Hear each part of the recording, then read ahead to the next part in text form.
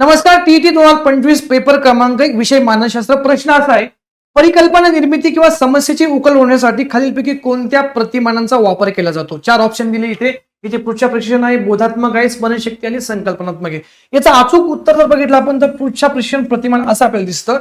आता परीक्षेमध्ये कसे तुम्हाला प्रश्न येतात, कसे येऊ शकतात, आणखी मी तुम्हाला सोपं करून सांगायचा प्रयत्न करतो. बघा आता इथे काय असतं, बघा इथे एक तर प्रतिमान दिलेलं असतं, प्रतिमानाची उद्गाते असतात आणि मुख्य उद्देश असतो. आता आपण विचारलं होतं की विचारलं होतं प्रश्न काय होता की परिकल्पना निर्मिती समस्येची उकल होण्यासाठी खालीलपैकी कोणत्या प्रतिमाचा वापर केला जातो. मग 4 ऑप्शन दिले, पुढच्या आहे, स्मरणशक्ती, संकल्पना, बोधात्मक आहे. बघा 4 ऑप्शन तुम्हाला दिसते इथे, पुढच्या, बोधात्मक, स्मरणशक्ती, संकल्पनात्मक. आता याचा उद्देश काय, मुख्य उद्देश काय होता की समस्येचे कारण शोधणे, प्रश्न विचारणे, परिकल्पना मांडून ती तपासणे. इथं दिले बघा, परिकल्पना निर्मिती, समस्येची उकल होणे. याचं उत्तर आपल्याला दिसतंय की पुढच्या प्रश्न निर्मिती आपल्याला दिसतंय.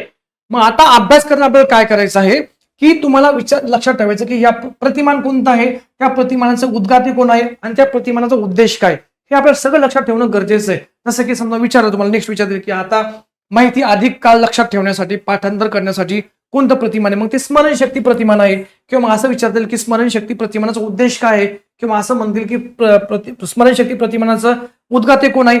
अशा पद्धतीने आपल्याला लर्न करायचं. यावरती प्रश्न असतो म्हणजे असतो, 100% असतो. हा खूप परीक्षेमध्ये टॉपिक आहे. मी तुम्हाला असे खूप आणखी व्हिडिओ येणार आहे. सो व्हिडिओ आवडत नक्की लाईक करा, कमेंट करा. धन्यवाद. भेटू पुन्हा नेक्स्ट व्हिडिओमध्ये.